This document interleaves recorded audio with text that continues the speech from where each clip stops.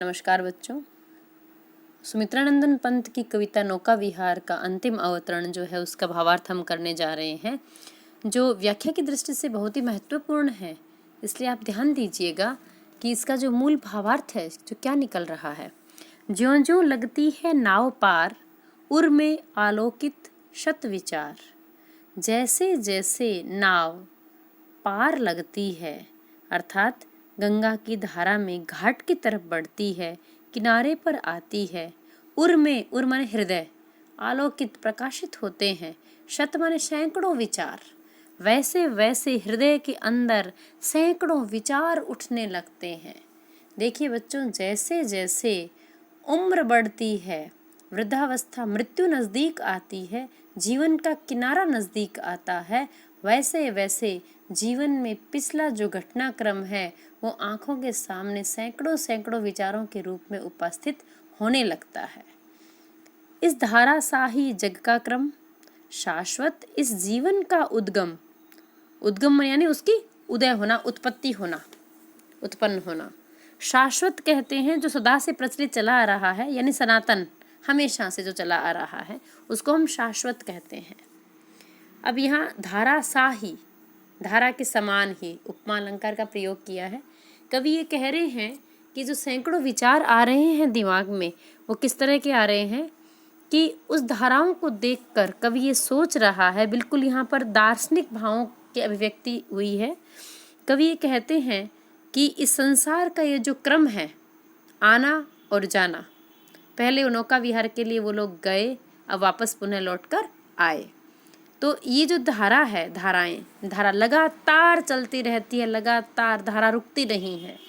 ठीक ऐसे ही इस संसार का भी क्रम ऐसा ही है। यहाँ पर लगातार प्राणी जन्म लेते हैं और मृत्यु को प्राप्त होते हैं, क्योंकि वो धाराएं आगे जाकर तो समाप्त होती है, लेकिन नवीन धाराएं पुनः शुरू हो जाती है। ठीक वैसे ही इस संसार का भी वही क्रम है कि इसके अंदर न जाने कितने स्थायी, जंगम, चर अचर, जीव जंतु, मनुष्य जो है वो पैदा होते हैं और वो पुनः मृत्यु को प्राप्त होते हैं। लेकिन कहीं पर भी उनकी जो पीढ़ी है वो खत्म नहीं होती, समाप्त नहीं होती। जो ही पुरानी पीढ़ी खत्म होती है उससे पहले नई पीढ़ी उत्पन्न हो जाती है। तो ठीक ऐसे ही धाराओं के समान ही इस संसार का एक क्रम बना हुआ है, आना और जाना, जन्म और मृत्यु का, शाश्वत इस जीवन का उद्गम। और जैसे इस नदी के अंदर धाराएं जो है उनकी उत्पत्ति होती है, ठीक वैसे ही इस संसार के अंदर भी जीवों की उत्पत्ति होती है। सांसारिक जीवन का उद्गम भी सदा से चला आ रहा है, शाश्वत है, वो सनातन है ये, और ये एक शाश्वत प्रक्रिया है। शाश्वत है गति, शाश्वत संगम। और इस संसार में जो जीवन की गतिशीलता है वो भी शाश्वत है, सदा से चली आ रही है और सनातन है। और उनका संगम भी शाश्वत है, यानी मनुष्य का, नौका का और नदी का ये संयोग भी, जो संगम है, परस्पर मिलना जो है, चाहे वो धाराओं का मिलना है, चाहे नाव और धाराओं का मिलना है, नदी और व्यक्ति का मिलना है, तो ये सब जो संगम है ये भी शाश्वत है। मिलते हैं, बिछड़ते हैं, मिलते हैं और बिछड़ते हैं। शाश्वत नभ का नीला विकास, और आकाश में जो नीलापन है नभ का, जो चारों तरफ फैला हुआ है, ये भी शाश्वत है, ये भी सनातन है। अर्थात इस संसार के अंदर हमेशा से आकाश भी रहा है, पृथ्वी भी रही है संसार में, और निरंतर दिन रात भी होते हैं, जीवन क्रम भी आता है और जाता है। शाश्वत शशि का यह रजत हास, और आकाश में चंद्रमा का उदय होना और उसका चांदी की तरह मुस्कुराना, अर्थात चंद्रमा में जो चमकीलापन है वो भी शाश्वत है, क्योंकि सूर्य शाश्वत है और सूर्य से वो प्रकाश प्राप्त करता है और रात्रि में उसी प्रकाश से वो चमकता है। तो यहाँ जो चंद्रमा का प्रकाश है, रात्रि में उसका प्रकाश लेकर पुनः बांटने का जो क्रम है ये भी शाश्वत है, ये भी लगातार दिन रात के क्रम से होता रहता है।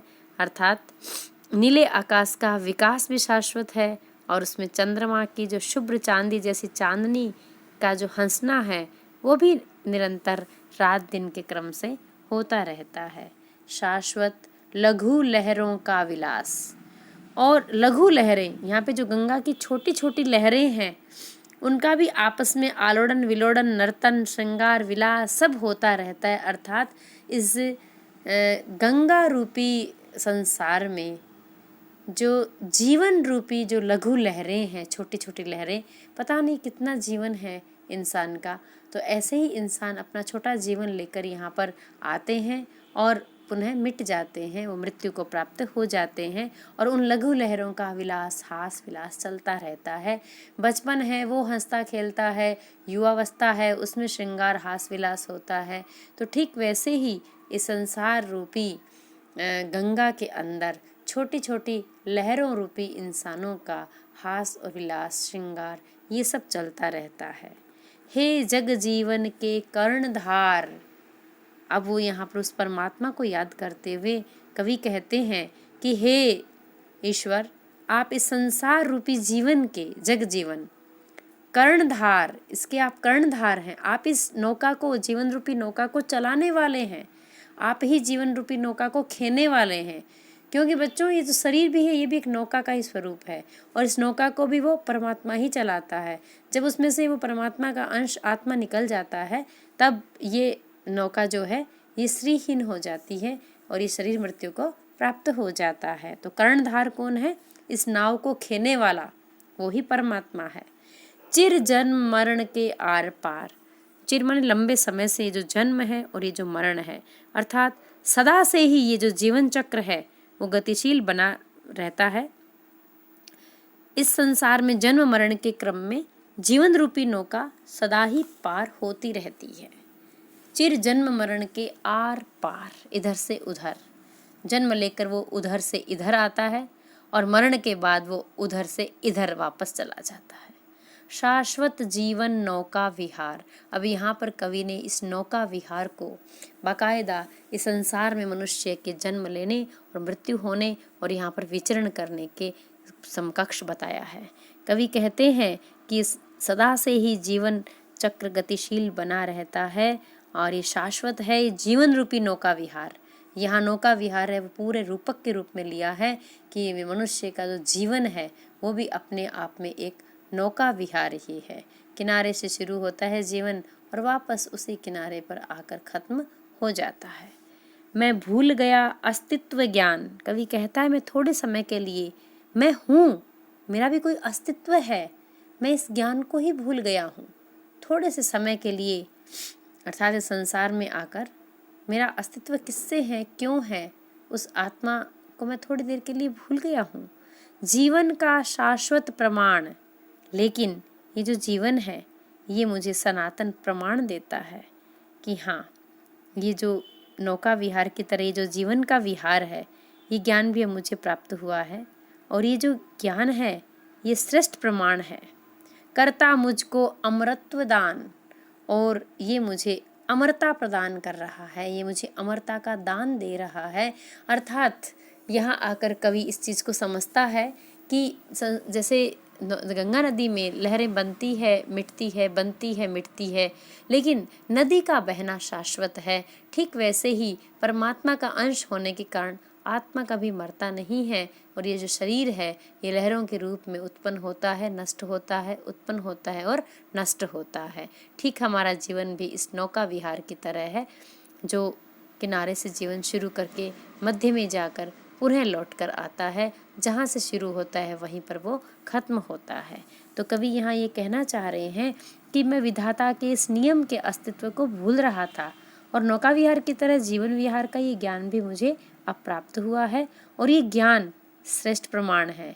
इसलिए हे कर्णधार विधाता, हे ईश्वर, अब यही ज्ञान जो है मुझे अमरत्व प्रदान कर रहा है, क्योंकि जो कर्णधार है इसको चलाने वाला वो शाश्वत है, वो कभी खत्म नहीं होने वाला है। तो मेरी आत्मा भी कभी नष्ट नहीं होने वाली है, तो मैं तो अमर हूँ। ये मुझे अमरत्व का दान प्रदान कर रहा है, दान दे रहा है। और ये संसार जो है ये नष्ट होने वाला है, शरीर नष्ट होने वाला है, ये जीवन नष्ट होने वाला है। ये सब जो ज्ञान है ये मुझे श्रेष्ठ प्रमाण के साथ प्रदान कर रहा है। बच्चों, ये जो व्याख्या की दृष्टि से बहुत महत्वपूर्ण है ये पद्यांश। इसमें कवि ने बताया है कि सृष्टि में जन्म मरण का चक्र चलता है और इसी कारण हमारा जीवन गतिशील रहता है और जीवन में नौका की तरह ही हमें गतिशील रखता है और इस पार से हम उस पार जाते हैं, उन्हें उससे लौटकर वापस इस पार आ जाते हैं और जीवन नौका को पार लगाने और अमृतत्व प्रदान करने का कार्य उस कर्णधार परमात्मा का है। कवि ने यहाँ पर दार्शनिक भावों से युक्त होकर जीवन दर्शन की जो मार्मिक अभिव्यक्ति है वो नौका विहार के माध्यम से की है। इसमें रूपक अलंकार, मानवीकरण और उपमा है ही और पूरे में हम देखते हैं कि अंत्यानुप्रास तो है ही, जहाँ जहाँ पर भी अंतिम जो शब्द मिलता है, पार, विचार, इस तरह से विकास, हास, कर्णधार, आर पार, तो जहाँ पर अंत में तुक मिलती है वहाँ अंत्यानुप्रास अलंकार तो होता ही है। इसमें जो भावों की अभिव्यक्ति है वो बहुत शानदार है, क्योंकि शाश्वत जो जीवन है, इस संसार का जो जन्म मरण का जो चक्र है उसे समझाने का प्रयास किया है, जीवन को समझाने का प्रयास किया है और आत्मा की अमरता की तरफ कवि ने ध्यान दिलाया है। बच्चों, ये नौका विहार कविता का मूल भाव है। धन्यवाद। आज इतना ही।